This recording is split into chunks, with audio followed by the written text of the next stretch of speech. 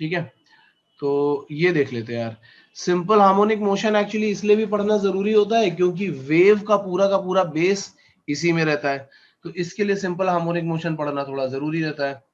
तो चलो स्टार्ट करते हैं सिंपल हार्मोनिक मोशन। तुम लोगों ने पहले थोड़ा बहुत सुना हुआ है इसके बारे में कुछ, या कुछ भी नहीं सुना है? यस सर, सुना है सर। तो सिंपल हार्मोनिक मोशन शुरू करने से पहले मुझे दो चीजें चाहिए। एक, ये भाई किसी का तो गड़बड़ कर रहा है भाई, साहिल। नहीं सर, मेरा नहीं है। ठीक है, फिलहाल मैं म्यूट कर दे रहा हूँ, जिसके भी हैं सबके म्यूट कर दे रहा हूँ अभी। जब मैं पूछूंगा तभी बताना। अब जैसे मैं अभी पूछ रहा हूँ, मैं पूछ रहा हूँ कि पीरियोडिक मोशन क्या होता है, ये मुझे बताओ।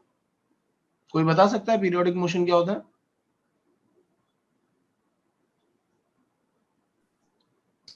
सर वही पीरियोडिक मोशन सर वही होगा कि सर बार बार वो सर वही मोशन सर रिपीट हो और सेम पाथ में और सेम टाइम भी सर लगे। सेम टाइम भी लगे और जैसे कि सेम पाथ में, हाँ जैसे कि सर वो पेंडुलम वाला। जैसे कि पेंडुलम वाला। सर रिपीटेड हो इक्वल इंटरवल ऑफ टाइम पे। हाँ, जो रिपीटेड हो इक्वल इंटरवल ऑफ टाइम पे। ये बात बिल्कुल सही, मतलब दोनों ने बिल्कुल सही बताया है, कुछ भी गड़बड़ नहीं है। अब इसमें बहुत सारे हो सकते हैं, पेंडुलम वाला तो हो ही सकता है, पेंडुलम वाले के अलावा और दूसरी कई सारी चीजें हो सकती हैं।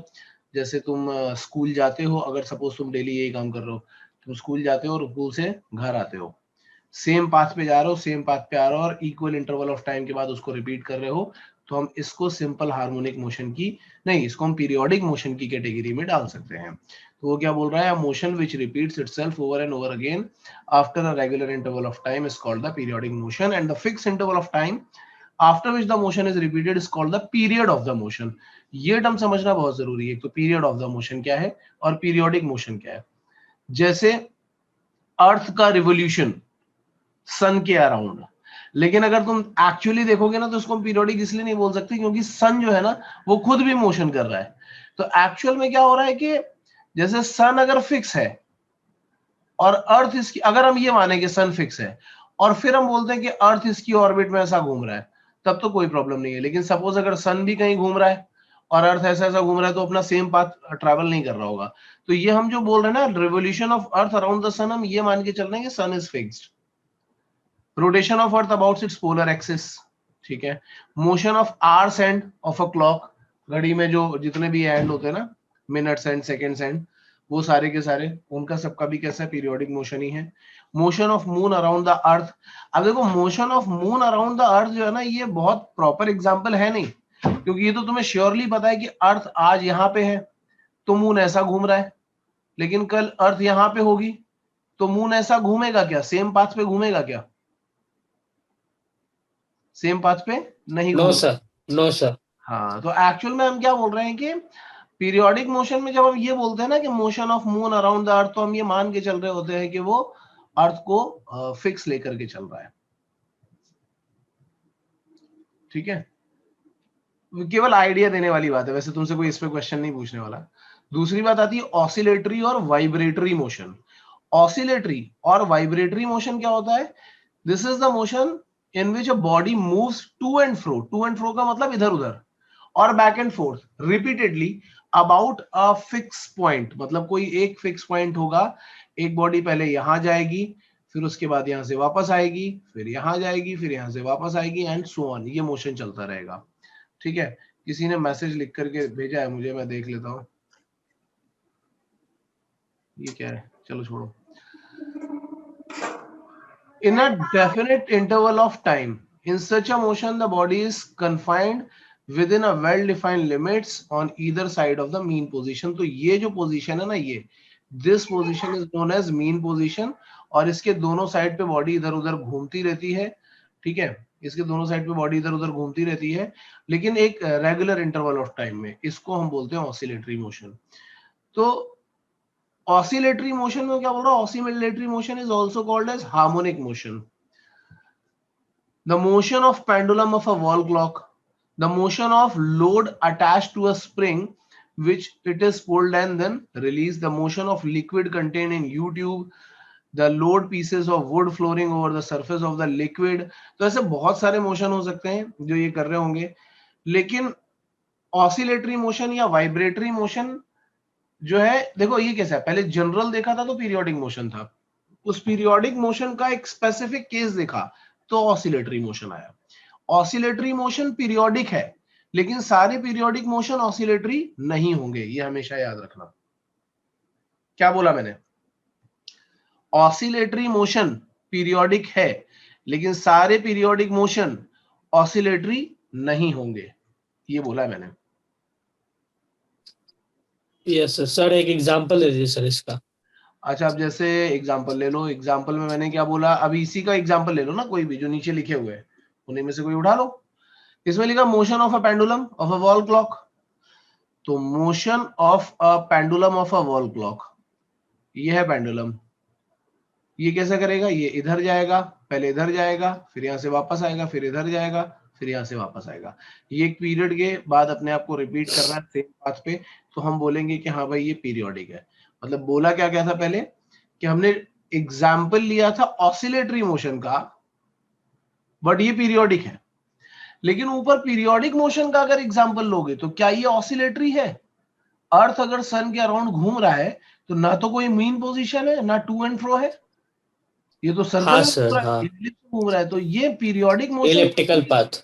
हाँ, तो पीरियोडिक मोशन यस जरूरी सर। नहीं कि ऑसिलेटरी हो, but oscillatory motion definitely periodic होगा, because oscillatory motion is a special case of periodic motion. अभी क्लियर हुआ? Yes sir. अब नेक्स्ट इसी का ऑसिलेटरी मोशन का स्पेशल केस, मतलब पीरियोडिक मोशन में ऑसिलेटरी, और ऑसिलेटरी का स्पेशल केस ये harmonic and non harmonic oscillation जो है। Harmonic oscillation is that oscillation which can be expressed in term of single harmonic function. अच्छा, ऑसिलेटरी फंक्शन उसने लिखा है is also called as harmonic motion, but oscillatory is not always harmonic, जरूरी नहीं कि हमेशा हो, ठीक है, but oscillatory is not always harmonic, हो सकते हैं बट हमेशा नहीं हो सकते हैं। हार्मोनिक वो तभी हो सकता है जब वो इस इक्वेशन को सेटिस्फाई करे, अगर कोई भी ऑसिलेटरी मोशन अगर इसको सेटिस्फाई करेगा तो वो हार्मोनिक है, अदरवाइज वो हार्मोनिक नहीं है। अगर वो इस फॉर्म में, या तो ए साइन ओमेगा टी के फॉर्म में या ए कॉस ओमेगा टी के फॉर्म में हमने उसको रिप्रेजेंट नहीं कर पाया तो वो हार्मोनिक नहीं है, और अगर हमने उसको रिप्रेजेंट कर लिया तो वो श्योरली हार्मोनिक है। ये बात समझ में आ रही है? Yes sir. अभी जो इक्वेशन लिखी है ना यार, ये बहुत इंपॉर्टेंट इक्वेशन है। ये इक्वेशन में y जो होता है वो होता है displacement, a sine omega T अभी तुम्हें थोड़ी देर में क्लियर हो जाएगा कि ये सब कुछ चीजें क्या क्या होती हैं, ठीक है। एंगुलर फ्रीक्वेंसी क्या होती है, टाइम पीरियड क्या होता है, फेज क्या होता है, ये सब चीजें अभी तुम्हें 2 मिनट में क्लियर हो जाएंगी, बट ये टॉपिक बहुत ध्यान से समझना, जहां पे भी प्रॉब्लम आएगी वहां पे डिस्कशन करते रहना। तो हमेशा याद रखो कि ऑसिलेटरी मोशन हार्मोनिक हो सकता है, लेकिन वो हार्मोनिक तब होगा जब वो इस इक्वेशन को फॉलो कर रहा होगा, मतलब उसका डिस्प्लेसमेंट जो है वो इस इक्वेशन को फॉलो करेगा, इन दोनों में से किसी एक को, हम तभी बोलेंगे कि वो हार्मोनिक मोशन होगा, ठीक है। अब हार्मोनिक मोशन से रिलेटेड ना कुछ इंपॉर्टेंट पॉइंट्स आते हैं, ठीक है, लेकिन उससे पहले उन पॉइंट्स पे जाने से पहले मैं तुम्हें सिंपल हार्मोनिक मोशन की एक कंडीशन बता देना चाहता हूँ। वो सिंपल हार्मोनिक मोशन की कंडीशन क्या होती है वो दिखा देना चाहता हूँ, तो वो ध्यान से समझना कि वो क्या होती है, फिर उसके बाद हम उन पॉइंट्स पे भी चलेंगे। तो वो कंडीशन ये है सिंपल हार्मोनिक मोशन का, बिल्कुल सिंपल सा कंसेप्ट ये है। अब तुम दोनों तरह से देख सकते हो, ऊपर भी मैंने दिया हुआ है, नीचे भी मैंने दिया हुआ है। Simple harmonic motion is a special type of periodic motion in which a particle moves to and fro, मतलब ऑब्वियसली ऑसिलेटरी भी हो गया है, about its mean position under a restoring force which is always directed towards the mean position and whose magnitude at any instant is directly proportional to the displacement. of the particle from the mean position of the instant. तो restoring force directly proportional to displacement of particle from mean position, ऐसा दिख रहा है। जैसा कि मैंने तुम्हें spring वाला एक एग्जांपल दिखाया था, अगर तुम लोगों को याद होगा, मैंने बोला था कि स्प्रिंग फोर्स जो होता है वो कैसा होता है कि जैसे सपोज मैं ये केस दिखा रहा हूं, ये 2-3 चीजें दिखा रहा हूं मैं। यहां पे मैंने स्प्रिंग को नॉर्मल लेंथ पे रख दिया, यहां पे उसके साथ में एक ब्लॉक कनेक्ट कर दिया, नीचे फ्रिक्शन नहीं है सरफेस के पास। अभी हो क्या रहा है, नॉर्मल लेंथ है। अगर मैं इसको कंप्रेस करता हूं,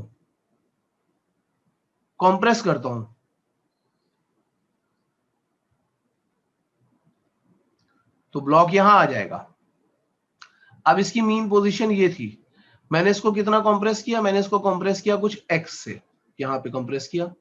तो मैंने क्या बताया था कि इस पे एक स्प्रिंग फोर्स काम करता है। कैसा फोर्स काम करता है कि अगर कंप्रेस करोगे तो वो इसको मीन पोजीशन पे लाएगा, यहां से वो इसको पुश करेगा, मीन पोजीशन पे लाएगा। और अगर मैं एक्सपैंड कर दूंगा तो भी वो इसको मीन पोजीशन पे लाने की कोशिश करेगा। मतलब अभी जब मैंने कंप्रेस किया तो फोर्स का डायरेक्शन कहां पे होगा, इस पे फोर्स का डायरेक्शन इधर होगा, ये फोर्स का डायरेक्शन आ रहा होगा। और अगर मैं इसको एक्सपैंड करता, मतलब कि मैं ऐसा करता, ठीक है, ऐसा कर देता और ये ब्लॉक यहां आ जाता, इन दैट केस ऑल्सो हमने क्या किया, इसको यहां से, अभी मैंने इसको इधर खींचा, स्प्रिंग को इलोंगेट किया एक्स से, तो इसके ऊपर अभी एक फोर्स काम कर रहा होगा जो इसको इसकी मीन पोजीशन पे लेके जाएगा, ये फोर्स काम कर रहा होगा। तो ये फोर्स हमेशा क्या कर रहा है, हमेशा मीन पोजीशन की तरफ लग रहा है। स्प्रिंग फोर्स हमेशा मीन पोजीशन की तरफ लग रहा है। तो जब कोई ऐसा फोर्स होता है जो हमेशा मीन पोजीशन की तरफ लगता है, ऐसे फोर्स को हम बोलते हैं रिस्टोरिंग फोर्स। और स्प्रिंग का एक स्पेशल केस है जहां पे हमें दिखाई पड़ता है, मैंने तुम्हें बताया था कि इसका जो फोर्स होता है that is F equal to kx type का होता है। माइनस साइन हम इस पे इसलिए लगाते हैं क्योंकि ये हमेशा अपने डिस्प्लेसमेंट का अपोज करता है। डिस्प्लेसमेंट इधर होगा तो फोर्स इधर, डिस्प्लेसमेंट अंदर होगा तो फोर्स इधर। तो इसलिए हम क्या बोलते हैं कि restoring force is directly proportional to displacement of the particle from mean position. Minus sign इसलिए क्योंकि जहां डिस्प्लेसमेंट है ये उसका अपोज कर रहा होता है। तो जब भी ऐसी कंडीशन बन जाए किसी भी केस में जहां पे force directly proportional to displacement हो जाए, इसका मतलब यह है कि वहां पे सिंपल हार्मोनिक मोशन हो रहा है। तो अब इसकी दो कंडीशन हो गई सिंपल हार्मोनिक मोशन की, या तो फोर्स ऐसा हो जाना चाहिए और या फिर y equal to A sine omega t आ जाना चाहिए। या तो फोर्स ऐसा हो जाना चाहिए या फिर y इक्वल टू y या x, जो भी, जैसे डिस्प्लेसमेंट यहाँ पे x दिखा रहा है, यहाँ पे y दिखा रहा है, तुम यहाँ पे x भी लिखना चाहोगे तो भी कोई इशू नहीं है, y और x कुछ भी हो, या तो x a sine omega T जैसा आ जाए या फिर f इक्वल टू माइनस के एक्स आ जाए। दोनों में से कोई भी एक कंडीशन आ गई, मतलब ये हम लोग बात कर रहे हैं सिंपल हार्मोनिक मोशन की। ठीक है, यहां तक कोई डाउट है? No sir sir. साइन की जगह कॉस भी आ सकता है ना? हाँ, कॉस भी आ सकता है, बिल्कुल। मतलब तुम यहाँ पे साइन ओमेगा टी या कॉस ओमेगा टी दोनों ही डाल सकते हो। जैसे सपोज मैं तुम्हें दिखाता हूं, टेन नहीं आ सकता पर? नहीं टैन वैन कुछ नहीं, साइन और कॉस साइनोसॉइडल फंक्शन होना चाहिए वहां पे, जो साइन की तरह अप एंड डाउन करता है ना, उस तरीके का फंक्शन होना चाहिए। अब जैसे मैं अच्छा, दिखाता हूँ, वो जो फॉलो करेगा, हाँ सर ठीक हाँ, जो है। इस तरीके से जाते हैं ना ऐसे फंक्शन, साइन वेव। हाँ साइन वेव। कॉस में भी साइन वेव ही बनती है बेसिकली, वो शिफ्टेड होती है थोड़ी सी। Yes sir. अब अगर मुझे एक कंडीशन से दूसरे कंडीशन पे जाना है तो मैं वो दिखाता हूँ कि कैसे जाते हैं। जैसे सपोज हमें ये दिया होता, हमें दिया होता क्या, हमें दिया होता कि x equal to A sine omega t है, मतलब वो ये वाला डिस्प्लेसमेंट फॉलो कर रहा है। और अगर मुझे पहुंचना है वहां पे f इक्वल टू के एक्स वाली कंडीशन पे, तो हम वहां पे कैसे पहुंचेंगे? अब ये जो मैं कर रहा हूं ना, ये सब आगे बहुत काम आने वाले हैं, इनको ध्यान से देखते जाना। मैं क्या करूंगा, फोर्स का मतलब क्या है, फोर्स का मतलब होता है ma, यानी एक्सीलरेशन चाहिए मुझे। एक्सीलरेशन हमें कैसे मिलेगा, अगर हमें डिस्प्लेसमेंट दिया है तो हम पहले वेलोसिटी निकाल के देखते हैं। वेलोसिटी निकालने के लिए हमें करना पड़ेगा dx over dt। dx over dt करेंगे तो ये a, और इसका साइन ओमेगा टी का डिफरेंशिएशन करोगे तो क्या आ जाएगा, cos ओमेगा टी, और चेन रूल लगाओगे तो ओमेगा टी का क्या आ जाएगा, ओमेगा, मतलब पहले साइन का फिर ओमेगा टी का। तो वेलोसिटी हमें क्या मिल गई, a omega cos omega T. ये हमारी दूसरी इक्वेशन आ गई। अब अगर हमें चाहिए एक्सीलरेशन, तो एक्सीलरेशन के लिए हम लोग क्या करेंगे, हम करेंगे dv ओवर dt। तो dv ओवर dt करोगे तो a ओमेगा तो कांस्टेंट था, कॉस का डिफरेंशिएशन करोगे तो minus sine omega t, and then omega t का डिफरेंशिएशन करोगे तो आ जाएगा ओमेगा। तो यहाँ से आ गया माइनस ए। अच्छा, अब एक्सेलरेशन को मैं यार कैपिटल ए से लिख देता हूँ, नहीं तो तुम इस वाले ए के साथ कंफ्यूज हो जाओगे, तो मैंने इसको कैपिटल ए से लिख दिया है। तो ये आ जाएगा minus a omega square sine omega t. तो ये आ गया हमारे पास ए। अगर मैं फोर्स निकालूंगा तो फोर्स क्या आना चाहिए, m इंटू ए। तो फोर्स का वैल्यू क्या हो जाएगा, minus m a omega square sine omega t. ध्यान से देखते जाना। तो फोर्स आएगा minus m omega square a sine omega t. A sine omega t को हम एक्स बोल सकते हैं। अब मास कांस्टेंट है, एंगुलर फ्रीक्वेंसी कांस्टेंट है, तो यहां से हमें क्लियरली दिखाई पड़ रहा है कि F is directly proportional to minus x, जो कि मैंने तुम्हें यहां पे बताया था। तो या तो ये कंडीशन हो या ये। अब इसको जैसे मैंने डिफरेंशिएट करके ऐसे सॉल्व किया है, कुछ कुछ बुक्स में वो क्या करते हैं, इस कंडीशन को इंटीग्रेट करके वो एक्स वाली कंडीशन ले आते हैं। मतलब दोनों में से कोई भी एक कंडीशन आ जाए तो हमारा सिंपल हार्मोनिक मोशन पक्का है। हमें ये याद रखना है। ये डेरिवेशंस तो नहीं पूछे जाएंगे, ये फॉर्मूले जरूर यूज होते हैं। तो फॉर्मूले कैसे कैसे यूज होते हैं वो सब मैं आगे बताऊंगा, बट ये क्या क्या है, कैसे आ रहा है, इसलिए मैंने तुम्हें यहाँ पे एक्सप्लेन कर दिया है। यहाँ तक क्लियर है? Yes sir. Yes sir. ठीक है। तो अब इसका देखो, मैं एक और स्पेशल केस बताता हूँ, क्योंकि जब भी ये स्टडी की जाती है ना, ये जो भी चीज स्टडी की जाती है, तो कहाँ से स्टडी की जाती है, कैसे स्टडी की जाती है, वो मैं तुम्हें बताने वाला हूँ। थोड़ा ध्यान से समझना।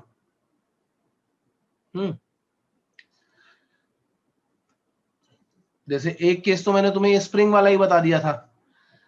एक और केस होता है जहां से इसको हम स्टडी करना शुरू करते हैं। वो कौन सा केस होता है वो दिखाता हूं मैं तुम्हें।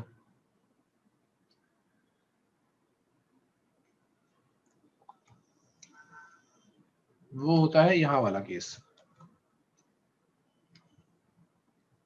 इसको थोड़ा सा बड़ा कर देता हूं मैं।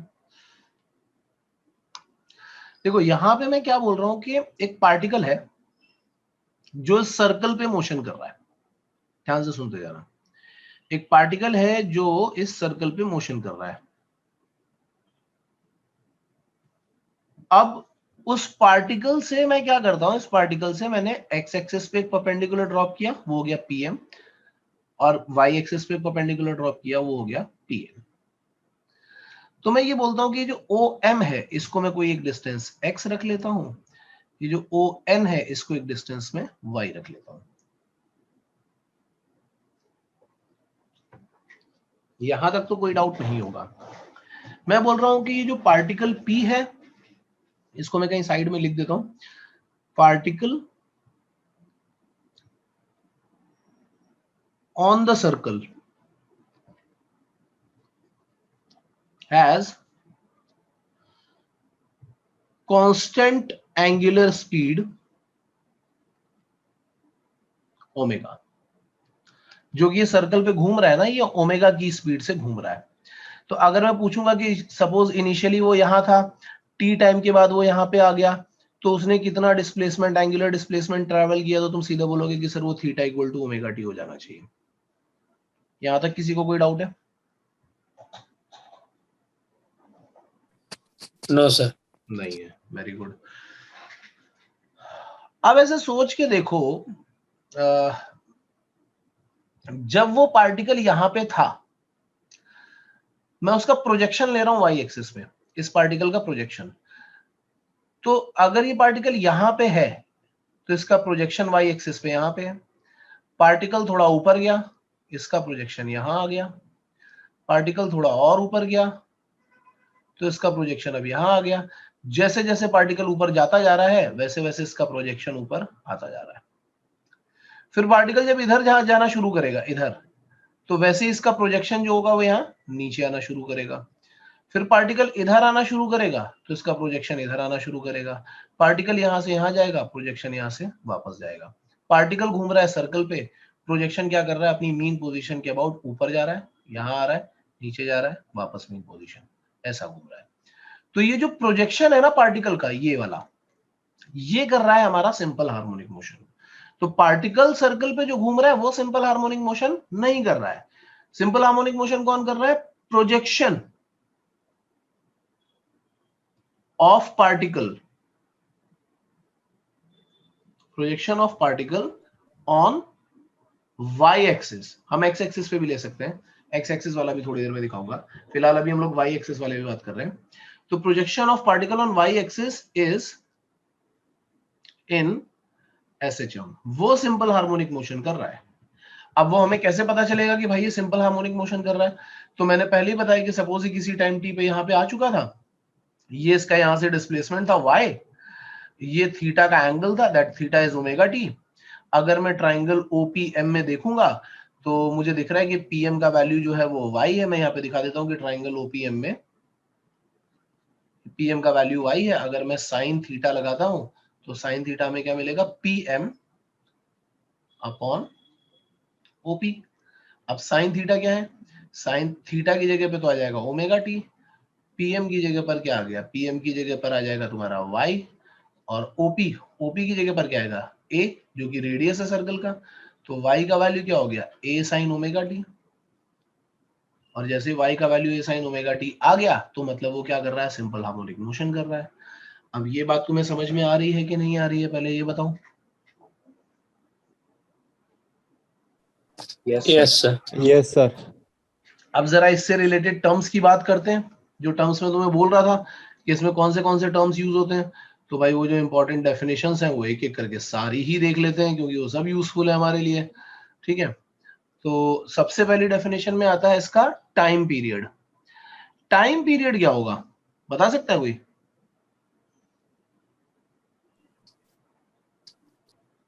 यस सर, एक ऑसिलेशन सर कंप्लीट करने में जितना सर टाइम लगे वही सर टाइम पीरियड। हाँ एग्जैक्टली, एक ऑसिलेशन कंप्लीट करने में उसको जितना टाइम लगेगा वही इसका टाइम पीरियड हो गया।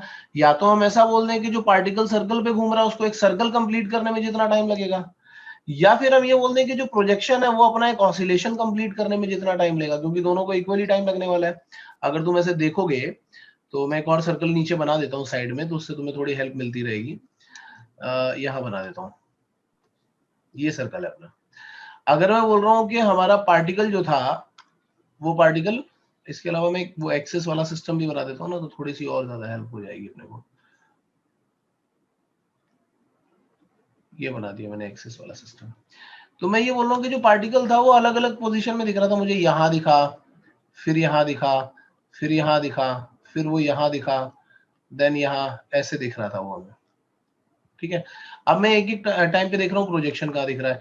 जब वो पार्टिकल यहाँ था तब प्रोजेक्शन यहाँ पे था, फिर पार्टिकल इधर आया तो इसका प्रोजेक्शन यहाँ पे आ गया, पार्टिकल इधर आया प्रोजेक्शन यहाँ पे आ गया, पार्टिकल ऊपर आया प्रोजेक्शन इधर आ गया। अब पार्टिकल नीचे जा रहा, प्रोजेक्शन इधर, और नीचे क्या, प्रोजेक्शन इधर, और नीचे क्या, प्रोजेक्शन इधर।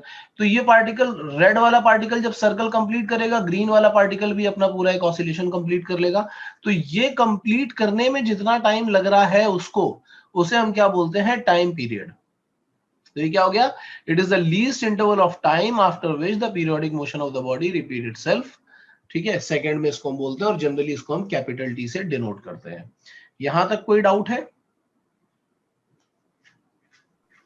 No sir. नहीं होना चाहिए। दूसरी बात आती है फ्रीक्वेंसी। तो फ्रीक्वेंसी क्या बोली जाती है, होता है कि it is defined as the number of periodic motions executed by the body per second. मतलब ये बॉडी, ये जो ग्रीन वाली बॉडी है, ये एक सेकंड में कितने ऑसिलेशंस कंप्लीट कर लेती है, उसको हम क्या बोलते हैं, फ्रीक्वेंसी। एंगुलर फ्रीक्वेंसी क्या है, the angular frequency of a body executing periodic motion in is equal to product of frequency of the body with a factor 2 pi. तो अब देखो ये एंगुलर फ्रीक्वेंसी का फंडा कहां से आया। भाई बात ये थी कि अगर हम केवल फ्रीक्वेंसी की बात कर रहे होते जिसको हम एन से डिनोट करते हैं, तो वो जनरली आता है n इक्वल टू 1/t। लेकिन ये जो पार्टिकल, ये ग्रीन वाला जो पार्टिकल मोशन कर रहा है, ये मोशन कर रहा है because of this red particle. Red particle circle पे मोशन कर रहा है। रेड पार्टिकल की अगर हम एंगुलर वेलोसिटी की बात करते हैं, तो एंगुलर वेलोसिटी हमें कैसे मिलती, हम बोलते हैं कि उसने 2 पाई का एंगल कैपिटल टी टाइम में कवर किया है, यही उसकी एंगुलर वेलोसिटी है। लेकिन अब इसी एंगुलर वेलोसिटी को हमें अगर ग्रीन वाले पार्टिकल के साथ कनेक्ट करना होगा, तो हम ये तो नहीं बोल सकते ना कि यार ग्रीन वाले पार्टिकल की एंगुलर वेलोसिटी है, क्योंकि ग्रीन वाला तो कोई सर्कुलर मोशन कर नहीं रहा है। तो इसलिए हम ग्रीन वाले के लिए इसको हम एंगुलर फ्रीक्वेंसी का नाम दे देते हैं। रेड वाले के लिए जो एंगुलर वेलोसिटी है वही ग्रीन वाले के लिए एंगुलर फ्रीक्वेंसी का काम करती है। ठीक है, ये बात समझ में आ गई अभी? Yes, sir. ठीक है. Next we are going for displacement. तो displacement मैंने तुम्हें बताया. In general, the name displacement is given to a physical quantity which undergoes a change with time in a periodic motion. तो ये यहाँ से यहाँ तक गया, जैसे ऊपर मैंने तुम्हें दिखाया था कि ये जो y वाला कंडीशन था ना, ये यहाँ से यहाँ तक गया, तो ये इसका क्या हो गया, ये डिस्प्लेसमेंट हो गया. यहां तक मेरे ख्याल से सब कुछ समझ में आया होगा. डिस्प्लेसमेंट तक तो कोई प्रॉब्लम नहीं होती. प्रॉब्लम आती है नेक्स्ट पॉइंट में जो अब मैं तुम्हें बताने वाला हूं, और वो नेक्स्ट पॉइंट है फेज. बहुत लोगों को फेज समझ में ही नहीं आता कि फेज होता क्या है, क्या होता है फेज और क्या होता है phase difference.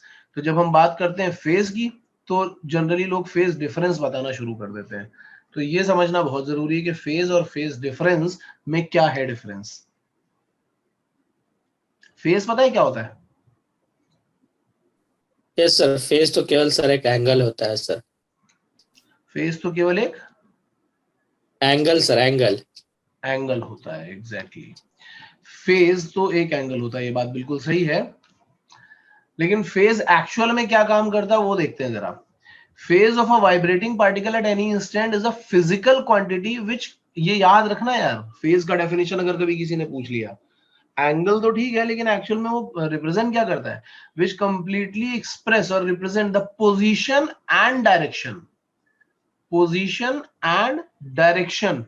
of motion of the particle at that instant with respect to its mean position.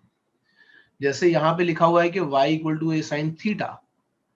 अब वो थीटा क्या हो सकता है, जो थीटा ही है ना, यही है फेज. जो भी थीटा है, मतलब साइन के अंदर जो एंगल है यही फेज है. हम लोगों ने ऊपर जो बनाई थी कंडीशन, वो किसकी बनी थी, a sin ओमेगा t की. तो इस इक्वेशन में कोई पूछेगा कि तुम्हारा फेज क्या है, तो जो भी एंगल है वही फेज है. लेकिन अगर सपोज ऐसा बन जाता है कि a sine omega t plus phi naught या फाई या कुछ भी, तो जो ओमेगा नॉट प्लस फाई ये है ना, ये है फेज पूरा का पूरा. और इनिशियल फेज निकालना है, अगर हमें कभी भी इनिशियल फेज निकालना है, तो तुम क्या करोगे कि वहां पे टाइम t इक्वल टू 0 डाल दो. अब जैसे ही तुम टाइम t इक्वल टू 0 डालोगे तो थीटा का वैल्यू यहाँ पे क्या आने लगा, फाई नॉट. जब तक हम लोग ए साइन ओमेगा टी देख रहे थे, तब तक हम क्या बोल रहे थे कि पार्टिकल कहां से स्टार्ट कर रहा है, यहां से. लेकिन अगर फाई नॉट भी आ जाता है तो इसका मतलब ये कि पार्टिकल इधर से मीन पोजीशन से नहीं स्टार्ट कर रहा है, किसी और जगह से स्टार्ट कर रहा है. और वो जिस जगह से भी स्टार्ट कर रहा होगा उसको हम क्या बोलते हैं, एंगल ऑफ एपॉक. ये बात समझ में आ रही है? क्या बोलते हैं sir, angle of epoch, EPOCH, epoch. अच्छा, एंगल ऑफ एपॉक. ये बात समझ में आ रही है जितना मैंने बताया अभी? Yes sir. यस. ठीक है. अब इसके बाद बात आती है सेम फेज की. सेम फेज का मतलब क्या हुआ? सेम फेज का मतलब यह है कि two vibrating particle are said to be in same phase if the phase difference between them is an even multiple of pi, or path difference is an even multiple of lambda by 2, or time interval is an even multiple of t by 2, because one time period is equivalent to 2 pi radian, one wavelength and all. बहुत सारी चीजें लिखी हैं. अब इसका जरा मतलब समझा देता हूँ क्या है. जैसे सपोज करते हैं कि यहाँ पे मेरे पास एक येलो कलर का बॉल था और वो कर रहा था पीरियोडिक भाई सिंपल हार्मोनिक मोशन. वो यहां गया, यहां से वापस आया, फिर यहां गया, यहां से वापस आया. तो जब ये मैं तुम्हें ऐसे दिखा रहा हूं कि जब ये पीरियोडिक मोशन कर रहा है तो टाइम t इक्वल टू 0 पे यहां रहा होगा. ऐसे समझते हैं थोड़ा सा और अलग. टाइम t इक्वल टू 0 पे यहां था, फिर ये यहां गया, ये t/4 पे, फिर ये यहां से वापस आया, यहाँ पे मतलब सेम पाथ पे ही मैं दिखा लग रहा हूं. फिर ये इधर गया, फिर ये यहां से वापस आया. t इक्वल टू 0 पे यहां, t इक्वल टू t/4 पे यहां, फिर t/2 पे यहां, फिर यहां और यहां आते आते t इक्वल टू t हो गया पूरा ऐसा. अब सपोज करो जैसे ही ये यहां पे एक सर्कल पूरा करके आया, तभी मैंने एक रेड पार्टिकल भी स्टार्ट कर दिया सेम वेलोसिटी के साथ में. तो अब जैसे ये आगे जा रहा होगा तो ये पार्टिकल भी इसके साथ आगे जा रहा है, ये इधर आगे गया तो ये पार्टिकल इसके साथ आगे गया, फिर ये पीछे आया तो ये पार्टिकल भी इसके साथ पीछे आया, फिर ये और पीछे गया तो ये पार्टिकल भी इसके साथ पीछे गया, फिर ये वापस आया तो ये पार्टिकल भी इसके साथ। हालांकि देखा जाए तो ये पार्टिकल, रेड वाला पार्टिकल इसके बाद स्टार्ट हुआ, लेकिन मोशन बिल्कुल इसके साथ ही कर रहा है। तो जब मोशन एकदम एक साथ करना शुरू कर देता है ना, बिल्कुल एक साथ मोशन शुरू कर देता है, तो हम बोलते हैं कि वो सेम फेज में है। अब सेम फेज में आने के लिए क्या होता है कि या तो इसके साथ ही शुरू हो और चलता रहे, या फिर ये जब अपना एक ऑसिलेशन कंप्लीट कर ले तब शुरू हो और उसके साथ चलता रहे, या फिर ऐसा हो जाए कि ये अपने 2 ऑसिलेशन कंप्लीट कर ले, जब ये मीन पोजीशन पे आ जाए तब ये शुरू हो जाए। मतलब बेसिक आइडिया ये है कि जहां जहां ये जाएगा, जैसे जैसे ये जाएगा, ये भी उसके साथ जाएगा। बट इतना जरूर ये लिबर्टी ले सकता है कि अगर t इक्वल टू 0 पे स्टार्ट हुआ है तो ये थोड़ी देर बाद स्टार्ट हो सकता है, लेकिन जो भी सेम फेज का मतलब है जो भी डिस्प्लेसमेंट इसका होगा वही सेम डिस्प्लेसमेंट इसका होना चाहिए। तो इसीलिए वो क्या बोल रहा है कि if the phase difference between them is an even multiple of pi, मतलब 2 pi, even multiple of pi का मतलब क्या हो गया 2 पाई या 4 पाई। तो वही बात हुई कि सर्कल पे जैसे 2 पाई कवर कर लिया या 4 पाई कवर कर लिया, मतलब एक सर्कल कंप्लीट कर लिया या 2 कंप्लीट कर लिए। जब वेव पढ़ेंगे तो हम लैम्डा वाला टर्म भी पढ़ेंगे, even multiple of T by 2, तो इसका इवन मल्टीपल बनाओगे तो क्या हो जाएगा टी, यानी कि या तो एक टाइम पीरियड के बाद शुरू हो, या फिर 2 टाइम पीरियड के बाद शुरू हो, या फिर 3 टाइम पीरियड के बाद शुरू हो। इस तरीके से शुरू होगा तो हमेशा सेम फेज में रहेगा। ये बात समझ में आ रही है? सर ये येलो और रेड वाले पार्टिकल मतलब अलग अलग है, मोशन हाँ एक जैसा कर रहे हैं, पर हाँ, बस मोशन एक जैसा कर रहे हैं, दोनों की पोजीशन एक जैसी दिख, दोनों की पोजीशन देख एक जैसी रही है लेकिन है अलग अलग। अलग अलग, एग्जैक्टली। समझ में आई बात? Yes sir. Yes sir. ठीक है। अब बात आती है अपोजिट फेज की, कि अपोजिट फेज क्या होते हैं। मैं बोलूंगा when the two vibrating particles cross their respective mean position at the same time moving in opposite direction। अब इसको समझना, मीन पोजीशन को सेम टाइम पे क्रॉस करेंगे लेकिन अपोजिट डायरेक्शन में मूव कर रहे होंगे, then the phase difference between them, अच्छा उन दोनों के बीच का जो फेज डिफरेंस होगा वो 180 डिग्री या पाई होगा, और हम बोलेंगे कि वो अपोजिट फेज में है। ठीक है, इसको जरा समझते हैं। इसको चलो, ये वाला तुम्हें हो सकता है थोड़ा डिफिकल्ट लग रहा हो, हम दूसरे तरह से समझते हैं। हम बोल रहे हैं कि यहाँ पे हमारे पास है एक रेड वाला पेंडुलम, और दूसरे साइड में हमारे पास यहाँ पे एक येलो वाला पेंडुलम। ये दो है, दोनों मीन पोजीशन पे इस जगह पे हैं। येलो वाला पेंडुलम जब इधर जाता है, जब इधर जाता है, बिल्कुल ठीक उसी टाइम पे रेड वाला पेंडुलम भी शुरू होता है और ये अपोजिट डायरेक्शन में जाता है, यानी कि यहां जितना टाइम इसको येलो वाले को यहां से यहां तक आने में लग रहा है, उतना ही इसको यहां से यहां तक जाने में लग रहा है। अब जब ये रेड वाला वापस आएगा इधर, तो येलो वाला आएगा इधर, रेड वाला इस साइड मूव कर रहा है, येलो वाला इस साइड में मूव कर रहा है।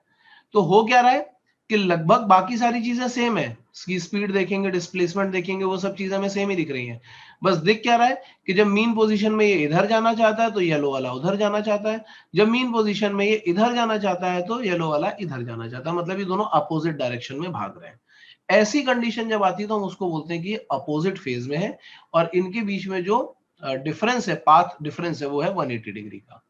अब इसको समझने का बहुत सिंपल सा तरीका ये हो सकता है कि तुम अगर ऊपर सर्कल वाले से भी देखोगे तो सर्कल में अगर एक पार्टिकल ऊपर की तरफ ट्रेवल कर रहा होगा तो दूसरा पार्टिकल नीचे की तरफ ट्रेवल कर रहा होगा। मतलब वही जो हम लोगों ने सर्कल वाले केसेस देखे थे, उसमें अगर मैं तुम्हें दिखाऊंगा तो मैं तुम्हें ऐसा दिखाऊंगा कि एक सर्कल मैंने ये बनाया और एक सर्कल और बना करके दिखा देता हूं। तो ये एक सर्कल दूसरा आ गया हमारे पास। यहां पे मैं क्या बोल रहा हूं कि अगर येलो वाला पार्टिकल यहां से ऊपर की तरफ जा रहा है, ऐसा जा रहा है, तो उसी सेम टाइम पे रेड वाला पार्टिकल अपोजिट डायरेक्शन में जा रहा होगा। मेन बात ये है। तो जब हम इन दोनों के बीच का फेज डिफरेंस निकालते हैं तो वो आ जाता है कितना, वो आ जाता है हमारे पास 180 डिग्री का फेज डिफरेंस, क्योंकि ये इधर भाग रहा है और ये इधर भाग रहा होता है। ये बात समझ में आ रही है? Yes sir. ठीक है। अब फेज डिफरेंस क्या होता है?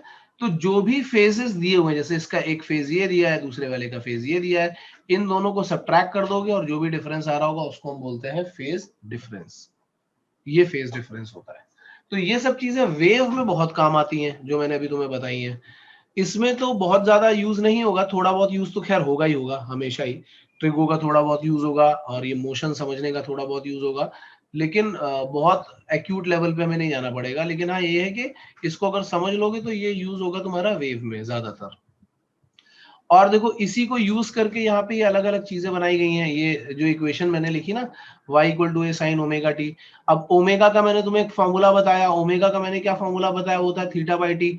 या नीचे मैंने ओमेगा का यहाँ पे एक फॉर्मूला क्या लिखा, 2 पाई बाई कैपिटल टी। 2 पाई का एंगल कवर करने के लिए टी का टाइम, कैपिटल टी का टाइम लग रहा है, तो ओमेगा की जगह पर हम इसको 2 पाई बाई टी करके भी लिख सकते हैं। स्मॉल टी एक जनरल है और ये टाइम पीरियड वाला हो गया। ये 1 बाई टी को मैंने तुम्हें क्या बताया था, एन, तो हम इसको 1 बाई टी की जगह पर एन लिख देंगे, तो ए साइन 2 पाई एन टी ऐसा भी लिखा जा सकता है। जनरल इक्वेशन मैंने प्लस माइनस 5 भी बता दी, क्योंकि ये वाली जो इक्वेशंस थी ये कब थी, जब ये मीन पोजीशन से चल के घूम रहा था। जनरल इक्वेशन से क्या होगा कि कहीं 5 से स्टार्ट करके घूम रहा होगा, टी इक्वल टू 0 करोगे तो ये कहीं 5 पे आ रहा होगा। तो इस तरीके से हम ये सिंपल हार्मोनिक मोशन को डिफाइन करते हैं। इसमें जो भी कुछ मैंने बताया। सर हाँ सर थोड़ा ऊपर करिए ना। हाँ, ऊपर करेंगे नीचे। हाँ सर ठीक है सर, यहीं पे सर। सर यहाँ पे सर आपने जो रेड से लिखा है sir, theta is equal to 2 pi by t, sir यहाँ हाँ पे omega is equal to 2 pi by t होगा ना? हाँ, सॉरी सॉरी, वही ओमेगा, ओमेगा ये गलती से मैंने थीटा लिख दिया, ओमेगा होगा ये। यस सर, क्योंकि sir angular velocity is equal to theta by T. हाँ हाँ एग्जैक्टली, तो मैंने omega yes equal to 2 pi by T है वही लिखना है। ठीक है भाई। Yes sir. ठीक है, तो हम लोग आगे चलते हैं, कुछ क्वेश्चन वगैरह सॉल्व करेंगे। और बिल्कुल सिंपल सिंपल क्वेश्चन है, ज्यादा डिफिकल्ट क्वेश्चन तो मैं वैसे भी नहीं देने वाला।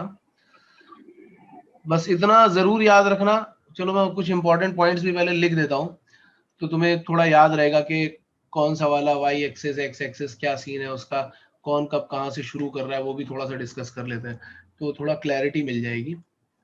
ये है हमारे पास वो चीज, इंपॉर्टेंट पॉइंट्स।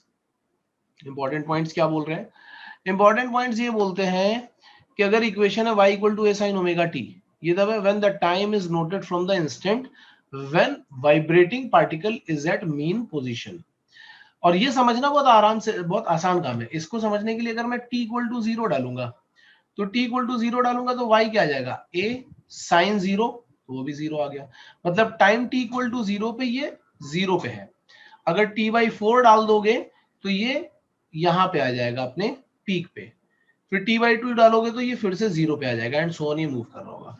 तो पहली इक्वेशन जो साइन से स्टार्ट होती है उसका मतलब ये होता है कि ये अपने मीन पोजीशन से स्टार्ट हो रहा है, t इक्वल टू 0 पे इसका y इक्वल टू 0 है, ये दिया हुआ है।